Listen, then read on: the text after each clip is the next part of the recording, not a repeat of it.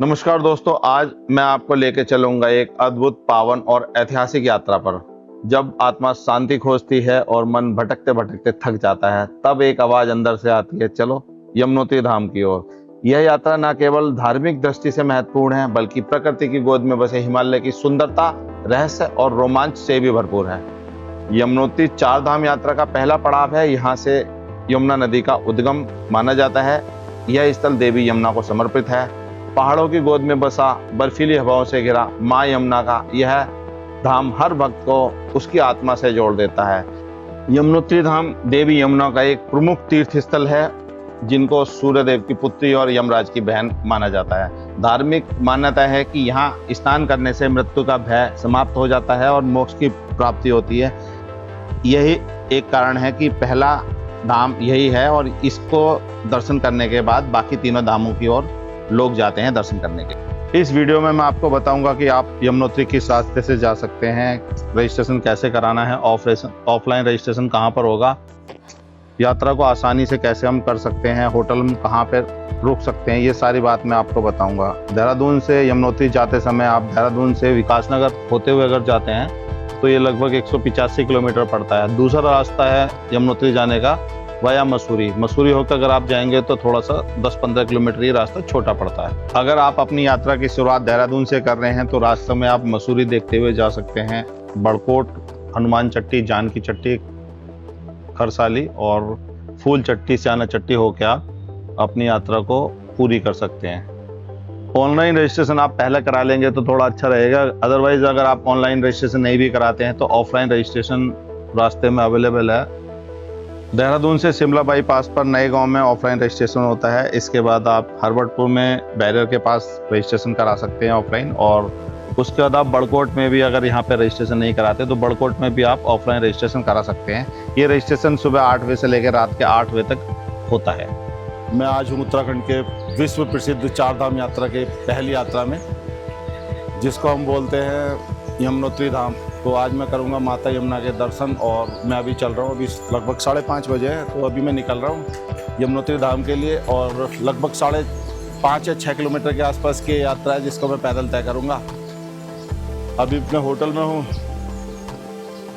ये देखो आप मेरे होटल के आसपास का नज़ारा।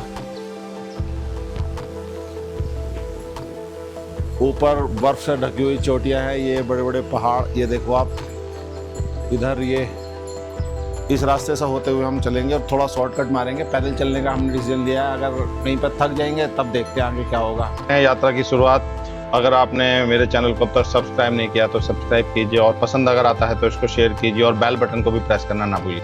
ये जो यात्रा का पैदल मार्ग है, लोग यहाँ पे बता रहे हैं कि ये लगभग 5 या 5.5 किलोमीटर के आसपास का होगा। रास्ता बहुत कठिन है, लगभग 3 किलोमीटर का रास्ता ऐसा है जो थोड़ा आसान है। आसान तो क्या है, वो भी कठिन ही है। और उसके बाद ये बोल रहे हैं कि खड़ी चढ़ाई होगी, तो हम तो पैदल चल रहे हैं। घोड़े की अगर मैं बात करूं तो उसका अप एंड डाउन का जो फेयर ले रहे हैं यहाँ पे लगभग 35 रुपए के आसपास ले रहे हैं, पर अगर आप बार्गेन करते हैं तो ये मुझे लगता है कि 1000-1200 रुपए कम करके भी उसको एग्री हो जाते हैं। और पालकी 8500 रुपए की है। बुजुर्ग लोग जो पैदल चल नहीं सकते हैं वो मंदिर तक पालकी के थ्रू जा सकते हैं आसानी से। और अकेला आदमी अगर हल्के वजन का है तो वो पिट्ठू में बैठ सकता है। पिट्ठू वाला एक बास्केट लगा के अपने कंधे पे बिठा के लेके जाता है, और उसका जो फेयर है वो 2000 रुपए के आसपास है। हाइट की अगर बात करें तो 10,000-10,500 फीट के आसपास की हाइट है। जो बंदा मजबूत होगा वही पैदल चल पाएगा। पूनम, कैसा महसूस कर रही हो? थकान हो रही है क्या? नहीं। इस रास्ते पे चलते चलते लगभग 1.5-2 किलोमीटर के बाद ये एक हमें गेट मिला है। ऊपर तो यमुना माता बनी हुई है, ये बीच में दोनों तरफ किसकी फोटो है मुझे नहीं पता चला। अगर आपको कुछ आइडिया है तो आप बताना, मुझे भी पता चलेगा। पूरे रास्ते में 6 किलोमीटर के चाय, पानी, बिस्किट, नमकीन की दुकान आपको अच्छी खासा मिलेगी। आप जहाँ भी थक जाएंगे वहाँ पे आप बैठ के आराम कर सकते हैं, और धीरे धीरे चलेंगे तो सांस नहीं फूलेगी। ये बोर्ड भी लगे हुए हैं। अगर पैदल चलने में दिक्कत है तो आप डंडे का सहारा ले सकते हैं। यहाँ पे जो लाठी है वो लगभग 30 रुपए के आसपास की मिल जाती है, तो उसको थोड़ा सहारा मिलता है। चाय पीने के बाद थोड़ी सी थकान कम हो गई है। हर 1 किलोमीटर पर चाय पीनी है। लगभग अभी 1-1.5 किलोमीटर ही चले हम, अभी बहुत लंबा रास्ता पड़ा हुआ है।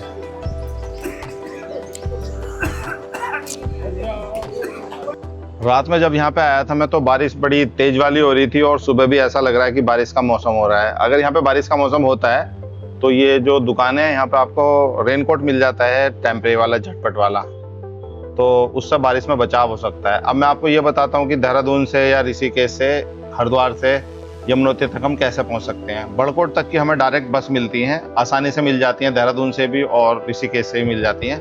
अगर बड़कोट आ जाते हैं तो बड़कोट से 40 किलोमीटर आगे बसता है, उसके लिए व्हीकल अवेलेबल रहते हैं। और डायरेक्ट बस आपको यमुनोत्री तक के लिए भी मिल जाती है। कुछ डायरेक्ट बस ज़्यादा नहीं है, थोड़ी बस है, पर अगर आप टाइम से सुबह 6 बजे के आसपास आपको ऋषिकेश से बस मिल जाती है तो वो आपको डायरेक्ट यमुनोत्री तक छोड़ देती हैं। लगभग 7 घंटे का रास्ता ये रहता है विकास नगर होके। तो अगर आप टाइमली इसको मैनेज करेंगे तो आपको पहले टिकट मिल जाएंगे। उत्तराखंड बस की वेबसाइट है UTC ऑनलाइन पे, आप जाके एडवांस में टिकट बुक कर सकते हैं। और बरसात के टाइम पे यहाँ पे जो पहाड़ हैं वो भी नीचे दरकने लगते हैं, तो आप रुकें तो जहाँ पे बैठने की जगह है आप वहीं बैठिए, कहीं भी अपनी मर्जी से मत बैठिए। एक बात का और आपको ध्यान रखना पड़ेगा, ये जो पालकी और घोड़े हैं ना, ये आपकी जगह में चल रहे होते हैं। जहाँ पे हम आते हैं ये हमारे पीछे पीछे चल रहे हो, तो बड़ी तेजी से आते हैं, तो आपको अपनी साइड में चलना चाहिए क्योंकि ये बड़ी स्पीड से आते हैं। तो हो सकता है कि घोड़े आपके पैर पे पैर रख दे, तो इससे आपको थोड़ा तकलीफ होगी। रास्ता बहुत सुंदर है, रास्ते पर हरे भरे पेड़ आपको मिलते हैं और बराबर में यमुना जी चल रही होती हैं, तो आपको रास्ते का पता भी नहीं चलेगा, पर आपको रेस्ट ले लेके चलना होगा। अब आ गया है मंदिर, 500 मीटर रह गया और अब सारी जो चढ़ाई थी वो हो गई ख़त्म और मुझे लगता है 15-20 मिनट में मंदिर पहुंच जाएंगे। ये घोड़े की पार्किंग है क्या?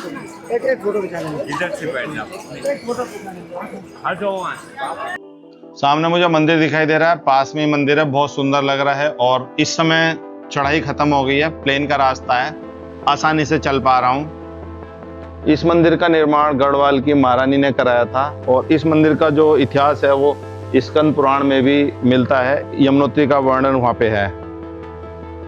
यहाँ पे आते आते आप ये तो पक्का है कि थक गए होंगे, तो मंदिर जाने से पहले अगर आप कुछ नाश्ता पानी करना चाहें तो यहाँ पे कर सकते हैं। और उसके बाद टोटल किलोमीटर की मैं बात करूँ तो लगभग 5-5.5 किलोमीटर मुझे यहाँ तक पड़ा है। इसकी शुरुआत चढ़ाई की जानकी चट्टी से होती है, तो जानकी चट्टी से यहाँ तक की जो डिस्टेंस है लगभग 5 किलोमीटर है।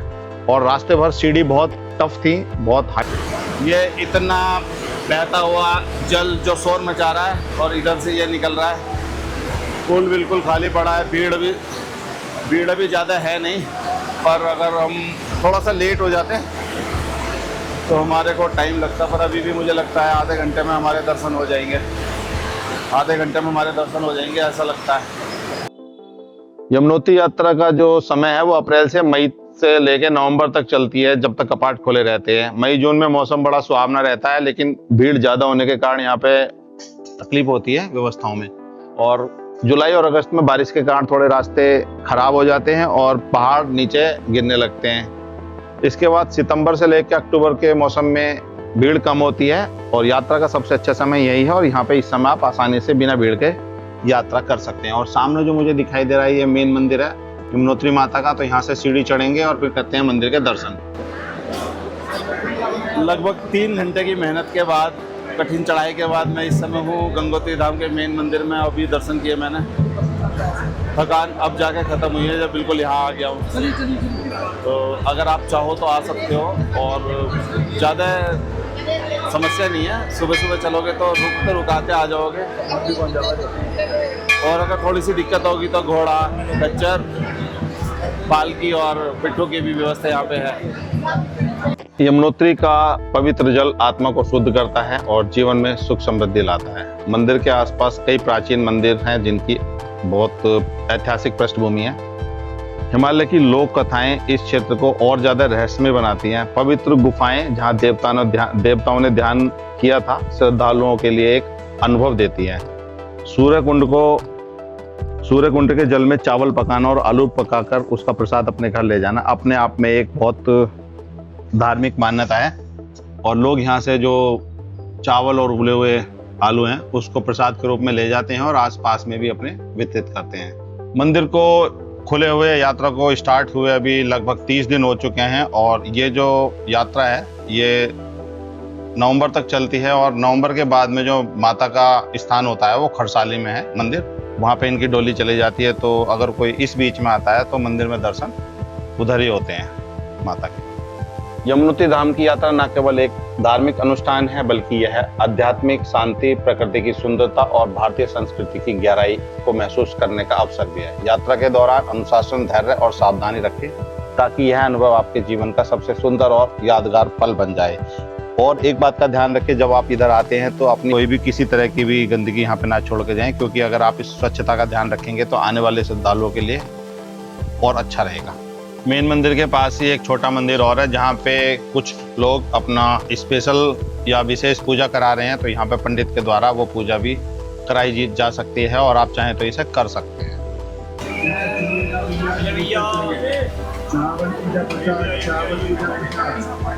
पूजा सामग्री सब लेके आई हो उसी में चलो। चावल पूजा प्रसाद लेकर जाइए। आगे मंदिर परिसर में कोई भी दुकान नहीं है, चावल पूजा प्रसाद लेकर जाइएगा भैया। आगे मैंने अभी किए यमुना माता के मंदिर में दर्शन और अभी निकलते हैं बाहर, चलते हैं अभी अपने रास्ते पे। चैनल पे अगर नहीं है तो चैनल को लाइक सब्सक्राइब करना ना भूलें और ऐसे ही किसी दूसरी लोकेशन पे मिलते हैं। तब तक के लिए जय माँ यमुना।